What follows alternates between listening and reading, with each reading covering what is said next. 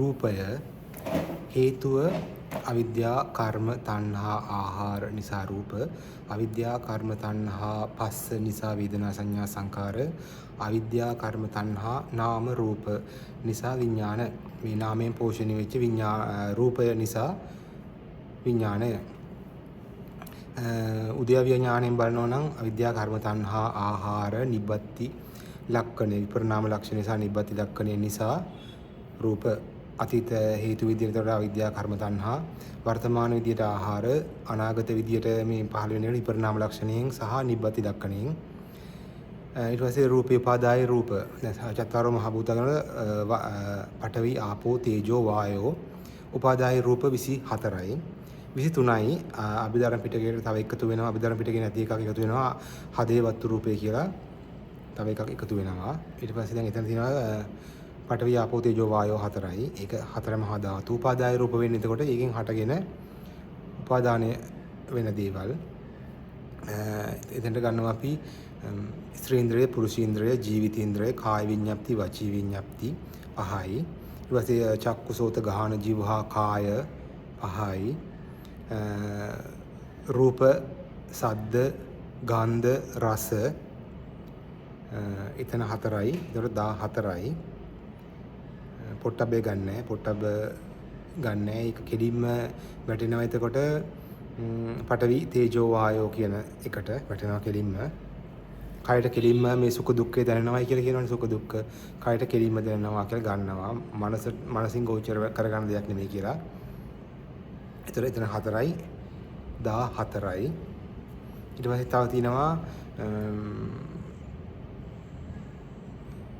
රූපස්ස ලහුතා, රූපස්ස මෘදුතා, රූපස්ස කම්මඤ්ඤතා. මේ කර්මඤ්ඤතාවය රූපේ තියෙන ලහුතාව සහැල්ලු බව, මෘදුතාව මෘදු බව, සහැල්ලු බව, කර්මඤ්ඤතාව. එතන ස්ත්‍රීන්ද්‍රය, පුරුෂීන්ද්‍රය කියලා තමයි ස්ත්‍රී භාව, පුරුෂ භාව, පුරුෂ ලිංග, ස්ත්‍රී ලිංග ටික වැටෙනවා එතෙන්ට. ජීවිතේන්ද්‍රය කරනවා ජීවිතය කියන එක. ඊට පස්සේ එතන තිබුණානේ කාය විඤ්ඤාප්ති කියන්නේ කයින් යමක් ඇඟවීම, වචී විඤ්ඤාප්ති වචනයෙන් යමක් ඇඟවීම. කාය විඤ්ඤාප්ති රූප, වචී විඤ්ඤාප්ති රූප.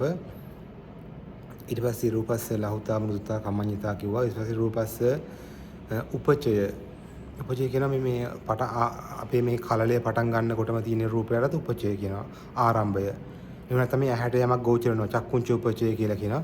ගෝචර වෙනවා. කෙලිම පේනවා කියන එක. පෙනිච්ච ගමන් එක තියෙනවා සන්තති. ඒ වගේම දැන් මේ අපේ මේ රූපයේ සන්තතියක් විදියට මැරෙන කම්ම තියෙනවා කියන අර්ථයෙන්ුත් සන්තති. ඊපස්සේ ජරතා මේ වයසට යනවා, කැඩෙනවා, වෙන දත් කැඩෙනවා, හැම රැලි වැටෙනවා, හැම එල්ලෙනවා, කෙස් වැටෙනවා. ඊට පස්සේ ඒක ජරතාව, අතපය හොල්ල ගන්න බැරි වෙනවා, ස්කන් පේන්නේ නැති වෙනවා. ජරතා. අනිච්චතා කියන්නේ මැරෙනවා. දැන් කැඩලා බිඳලා යනවා, මැරෙනවා, රෝග හැදෙනවා, මැරෙනවා. අනිච්චතා. කබලින්කාර ආහාර කියන්නේ එතකොට මේ ආහාරයේ ඕජාවට, බත් ඕජාව, මස් ඕජාව, කොළ ඕජාව, මෙන්න මේ විදිහට තියෙනවා ඕජාව කියලා. මේ ශරීරයේ පෝෂණය වෙනවා සෑම කොටසක්ම. එතන ඒ ටික ගත්තා. එතකොට එතන 24යි. ඊට අමතරව හදේවත් රූපයත් එක්ක 24යි. 23යි හදේවත් රූපය 24යි.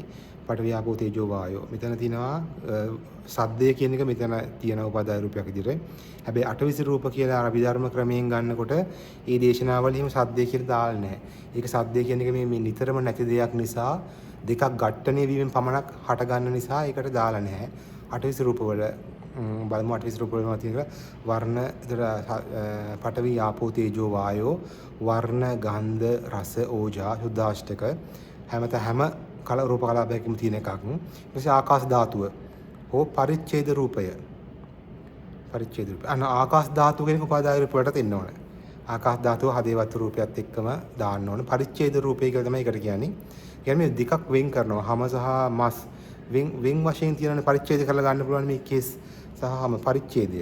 නැත්නම් මම සහ ෆෝන් එක පරිච්ඡේද රූපය. අවකාශය. එහෙම ගන්නවා පරිච්ඡේද රූපය. රූපේ පරිච්ඡේද වෙනවා ගන්නවා, නාමයෙන් පරිච්ඡේද වෙනවා බලලා නාම රූප පරිච්ඡේද ඥානයක් කියලා වෙනම එකක් තියෙනවා. ඊට පස්සේ එතන ගත්ත අපි ආකාශ ධාතුව කියන එක මුලටම දැම්මා. ඒක කර්මයෙන් චිත්තයෙන් ඍතුවෙන් ආහාරයෙන් කියන හතරෙන්ම හට ගන්න නිසා ඒක අපි දැම්මා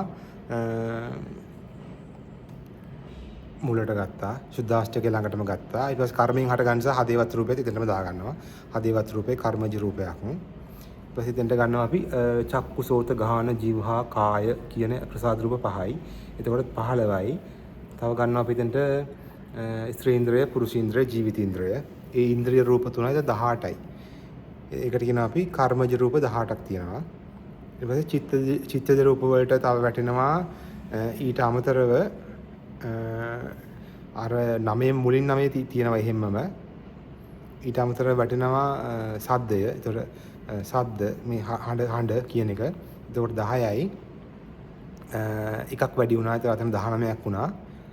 එතෙන්ට අපිට ගන්නවා තව 15ක් වෙන්න ඕනේ. අපි ගන්නවා එතකොට රූපස්ස මෘදුතා, රූපස්ස ලහුතා, මෘදුතා, කර්මඤ්ඤතා, කම්මඤ්ඤතා කියන එක. එතන 3යි. 3ක් වැඩි වුණා එතනට. ඊට අමතරව ගන්නවා චිත්තෙන් හටගත්ත විදියට දෙකක් වෙන්න ඕනේ. තව විඤ්ඤාති රූප දෙක. විඤ්ඤාප්ති රූප දෙක. කාය විඤ්ඤාප්ති, වචී විඤ්ඤාප්ති. එතකොට එතනට ගත්ත අපි 5ක් වැඩිපුර ගත්තා. එතන 18යි 5යි 22යි. තව රූප දෙකක් තමයි එතකොට වැඩිපුර තියෙන්නේ. තව රූප දෙකක් තමයි එතකොට වැඩිපුර තියෙන්න ඕන. තව රූප දෙකක් නෙමෙයි එතකොට ගත්තා. ඔව් අතන රූප 5යි. රූප 5ක් තියෙනවා එතකොට 5යි අතන 18යි 5යි 22යි. 22යි තව රූප 6ක් තියෙන්න ඕන වැඩිපුරනේ. හරි ඊට පස්සේ මේ ඍතුජ රූප බලමු. ඍතුජ රූප කියන්නේ මරණයටපත් වෙච්ච කෙනෙකුගේ තියෙන ඍතුජ රූප විතරයි. කර්මජ රූප, චිත්තජ රූප, ආහාරජ රූප නැහැ. එතනින් ඒක බැහැර වුණා. ඉතින් ඍතුජ රූප වල තියෙනවා එතකොට 13ක් තියෙන්න ඕනේ. 13යි. ඒ සද්දනවකේ තියෙනවා. ආකාශ රූපයට අමතරව සුද්දාෂ්ටකේ සහ ආකාශ ධාතුව පරිච්ඡේද රූපයට අමතරව තියෙනවා සද්දනවකේ මේ සද්ද හට ගන්න භාවයක්. බාහිර සද්ද කියන අර්ථයෙන්ුත් එතෙන්ටම දානවා තව රූපස්ස ලහුතා, මෘදුතා, කර්මඤ්ඤතා. ඒක 13යි. ආහාරජ රූප වලට වැටෙනවා. ආහාරජ රූප වලට වැටෙනවා එතකොට වැටෙන මොනවද 12ක් තියෙනවා. ආකාශ ධාතුව තියෙනවා. ආකාශ ධාතුව තියෙනවා. එතෙන්ටම තව මේ රූපස්ස ලහුතා, මෘදුතා, කර්මඤ්ඤතා විතරයි. 12යි එතකොට. හැබැයි එතන රූප 6ක් මදි වුණා අපිට. ඊ 6 තමයි ලක්ෂණ රූප. මේ තියෙන ලක්ෂණ මොකද රූපස්ස උපචය, සන්තති, ජරතා, අනිච්චතා, කබලින්කාර ආහාර. එතන 5යිනේ. රූපස්ස උපචය, සන්තති, ජරතා, අනිච්චතා, කබලින්කාර ආහාර, හදේවත්තු රූපය. හදේවත්තු රූපය අපි ඇතුළත් කරනවා එතනට. එතකොට සද්ද රූපය ඇතුළත් වෙන්නේ නැහැ මෙතනටි. 28යි. 28 රූප දැන් සූත්‍ර පිටකයේම තියෙනවා ආහාර, කර්ම, තණ්හා, ආහාර නිසා කියලා. ආහාර නිසා රූපය හට ගන්නවා කියලා තියෙනවා එතනම. අභිධර්මයේ අර තියෙනවා එතන විපරිණාම ලක්ෂණ නිසා නිබ්බති ලක්ෂණ කියලා දෙකකුත් තියෙනවා. එතකොට අවිද්‍යාව, කර්ම, තණ්හා, ආහාර, නිබ්බති ලක්ෂණය, විපරිණාම ලක්ෂණ දෙක එකට තියෙනවා. අවිද්‍යා, කර්ම, තණ්හා කියන අතීත, වර්තමාන, ආහාර, අනාගත වශයෙන් විපරිණාම නිබ්බති ලක්ෂණය. රූපය එහෙමයි. රූපේ පරිච්ඡේද කරනවා නම් මේ කොටස් වශයෙන් බලන්න වෙනවා. මේ මස් කියන්නේ හැම නෙමෙයි වශයෙන්.